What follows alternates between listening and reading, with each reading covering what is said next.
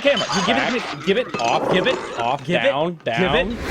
Greetings, screen readers, and welcome to the month of October. This is by far my favorite month of the year, due in no small part to the autumnal atmosphere, the shortening of the days, and of course, the ramp up to my favorite holiday of the year, Halloween. Maybe it's just because I'm a bit of a junkie for horror flicks, monster movies, supernatural thrillers, and all the other creepy, kooky, altogether ooky films that seem so very, very appropriate for this 31-day span of the year. Now, to kick the month off right, I decided to pick one of my favorite satanic thrillers of the last couple of decades for an episode of Defending Your Movie.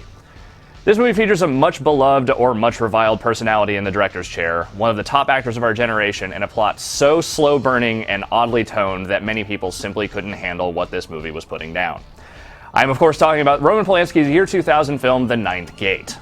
Now, the problem people seem to primarily have with The Ninth Gate is that it's not exactly a thriller, per se. Though there are some illusions of tension and a few jumpy moments here and there, Polanski's handling of the material, which is based on Arturo Pérez Reverte's novel El Club du Mas, suggests a more ironic and surreal approach than your standard satanic thriller.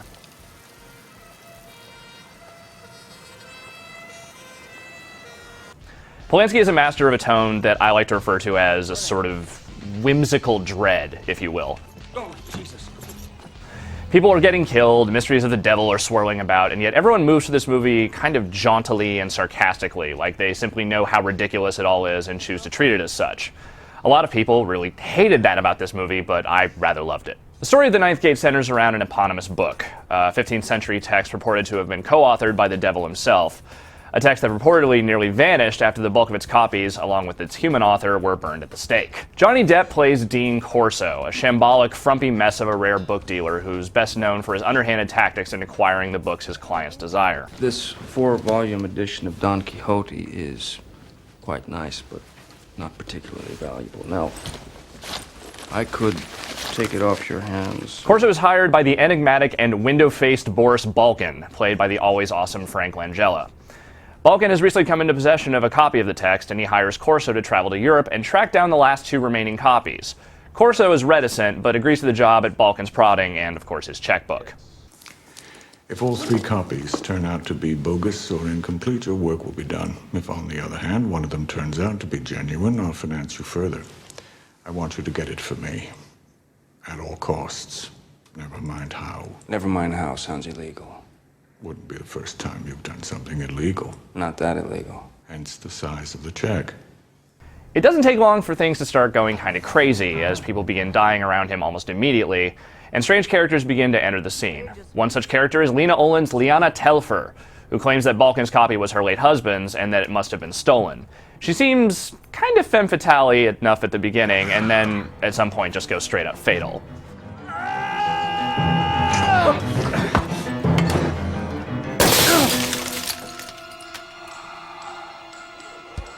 Then another strange woman appears, a French-accented mystique played flatly by Polanski's real-life wife, Emmanuelle Scenar.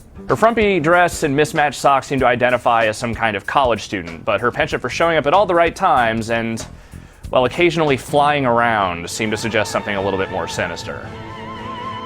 Now, things really start going haywire after Corso starts engaging the other collectors and discovers a hidden truth about the 3 copies of The Ninth Gate. Each book features 9 engravings, purportedly sketched by the original author. However, in each book, 3 differ slightly from the others and bear the initials LCF. LCF for Lucifer. You can't honestly believe The man who wrote this book is so in alliance with the devil and went to the stake for it. Even hell has its heroes, senor. To get much deeper into the plot beyond this would be, frankly, criminal, because so much of my enjoyment from The Ninth Gate is derived from the film's slow burn methodology of letting the audience in bit by bit on the nature of these mysteries.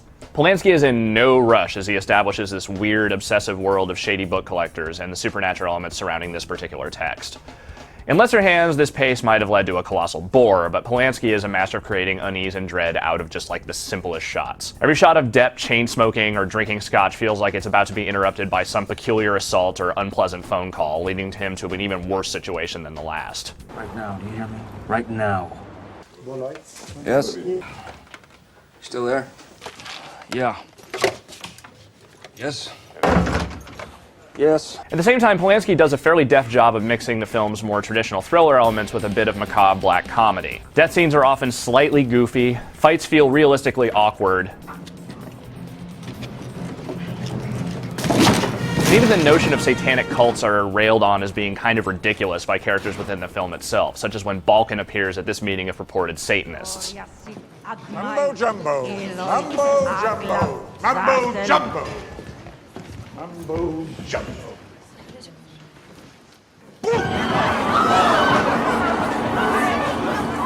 Through it all, though, it's Depp that carries this thing forward. His performance is remarkably subtle, presenting an air of sort of unflappability even as things get progressively weirder and weirder. He's just fun to watch as he snarkily deals with all these bizarre characters that all want a piece of him and goes through this ludicrous plot like some kind of bibliophile detective. Now, by no means is The Ninth Gate perfect. As it winds to a close, it loses more than a bit of steam, and Signar's presence, while amusing when she's throwing down absurd karate moves on albino black guys, is less welcome when she actually speaks. Don't be so picky. Some people would give their teeth for a ride in this. Are you on a business trip? Is that why you always carry that thing around? For the other killings. You should be grateful. I'm ecstatic. You're out of a job, it's over. What more do you want? Regardless of what you might think of the man's personal life, there's no denying that Polanski is a master filmmaker. A lot of people seem to simply dismiss The Ninth Gate on the merits that it, wasn't Rosemary's Baby all over again. I think that's an incredibly unfair stance when you take into account what a well-crafted and delightfully mysterious piece of filmmaking this movie truly is. Watch out.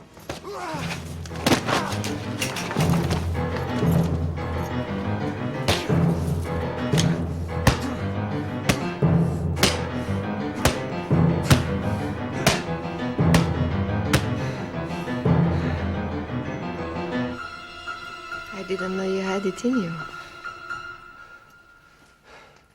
And that's going to do it for another edition of Defending Your Movie. As always, we want to hear what you think about this film, as well as any other thrillers, horror flicks, or supernatural mysteries you might love that the masses have otherwise shunned. Hit up the comments and tell us what you think. Once again, I've been Alex Navarro, and I'll see you on the other side.